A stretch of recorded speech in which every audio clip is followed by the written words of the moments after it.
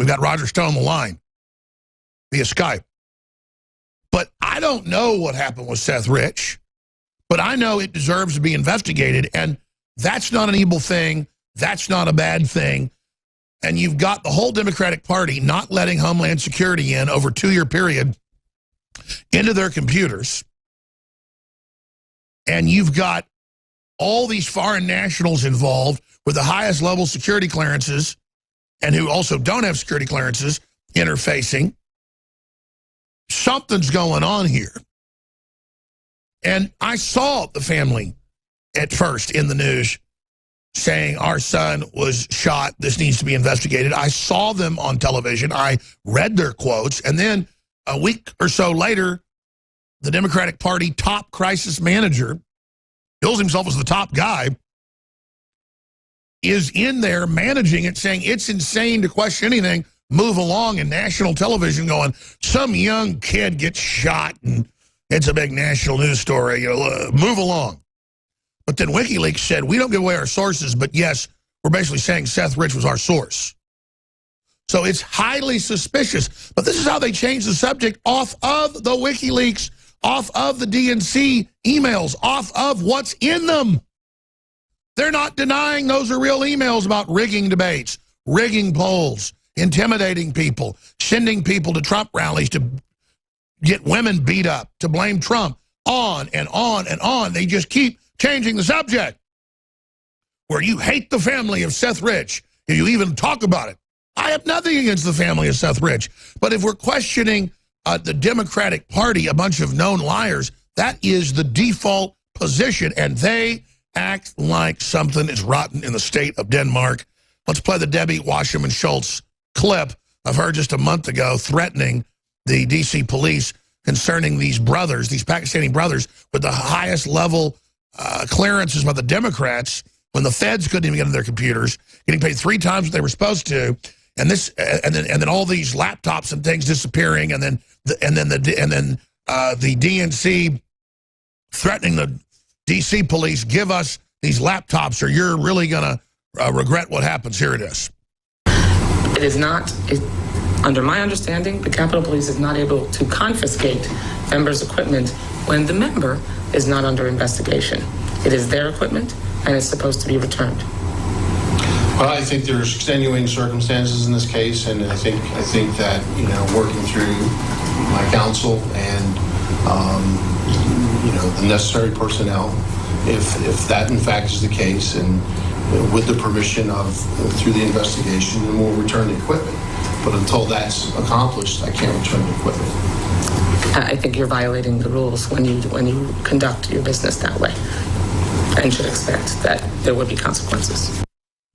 And that's the lady over his paycheck who in her position controls the Democratic Party, who controls D.C., directly saying you better basically stop these investigations.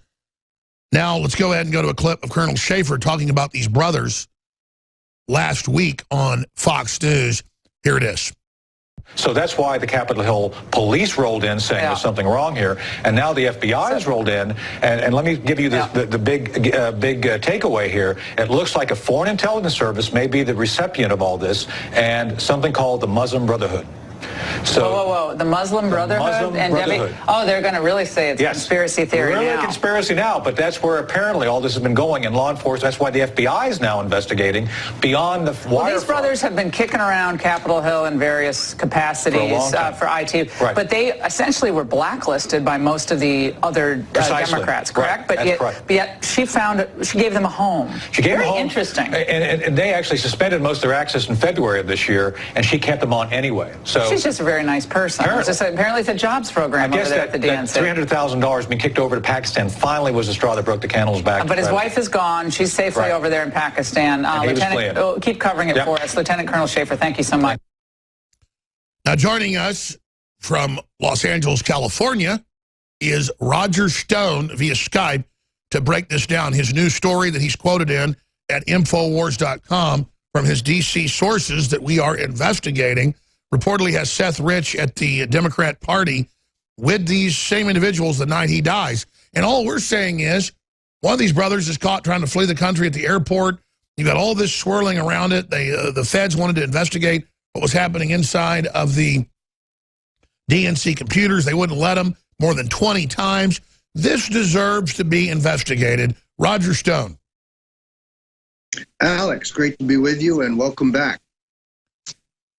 It's really extraordinary because not only does Deborah Wasserman Schultz, who happens to be my congresswoman, the district that I live in Florida, threatened the Capitol Hill police chief over the seizure of evidence from her office.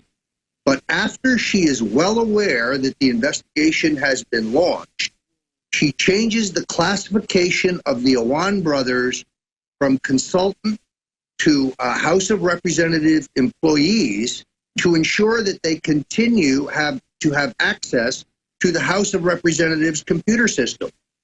This seems to me to be, a crime. This is part of an ongoing conspiracy, and now she's a co-conspirator. And I think this is, while being ignored by the mainstream media as very best they can, not making the front page of the New York Times or the Washington Post or the Fort Lauderdale Sun-Sentinel. This is a cover-up of extraordinary magnitude. And as it relates to the Seth Rich murder, I agree with you. Mr. Rich headed a division of the Democratic National Committee from which documents were clearly stolen.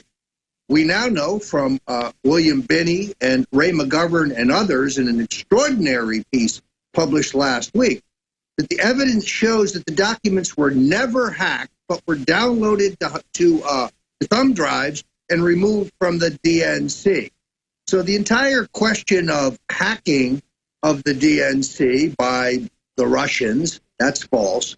Lucifer 2.0, that now appears to be false, is falling apart, and the Democrats are desperate to distract from the connection between the Awan brothers and the now more than 30 members of Congress that gave access to their computer systems to these two Pakistanis who, by the way, Alex, seem to have scant IT experience, raising the question of maybe this perhaps was a Pakistani or governmental operation and the Awans were just fronting. Key point. No member of Congress will step forward to testify against the brothers. None of them will go public, including Deborah Wasserman Schultz. Is this a blackmail operation, or are we not criticizing because it's politically incorrect? Let's expand on that. If you go back to 9/11, it was in major newspapers at the time that the FBI said it's as if Al-Qaeda had people at the top of the FBI. Well, we know with people like the man heading up the witch hunt right now, Mueller, he has major contacts with the Democratic Party. His law firm gives 99.8% of their money to the Democrats. They get massive money from the Saudis, the Pakistanis. He's the guy that had the FBI in his 10-year tenure take radical Islam off of the list of terror groups when they are responsible for 99% of terror. And then we ask, why is the Muslim Brotherhood being backed in the Arab Spring? Why is Al-Qaeda and ISIS being backed? Why? Why is Hillary staying in the same bed as Umma Abedin and her Islamic family? Why is a Islamic woman leading the feminist movement now in the country, teaching women to wear burqas? Why is USA Today saying wear burqas if you're a feminist? Why is it everywhere? Why is everything Islamified? Why, when I tune into Trevor Noah or John Oliver, anybody that's attacking me, they say Jones is scum. He claims Muslims are involved in crime and that Muslims are unvetted and that some Muslims have diseases, when it's a fact that they're pouring in with TB. It's a fact they're pouring in with crime. Just look at Europe. This is the untouchable God group, and it looks like they just infiltrated our wide-open government. I mean, the owner of Chobani Yogurt, he's on the New York Federal Reserve Board that runs our country, that's more powerful than President Trump, that's check-making Trump with all of these interest rate hikes, battling him. This is just absolutely incredible how infiltrated we really are and how it just gets worse and worse. And now school lunches, not just here but in Europe, are saying no pork served in the schools because of the Muslims. I mean, they are God. Well, Alex, they're attacking you because you've been very effective about raising this issue in the consciousness of the American people.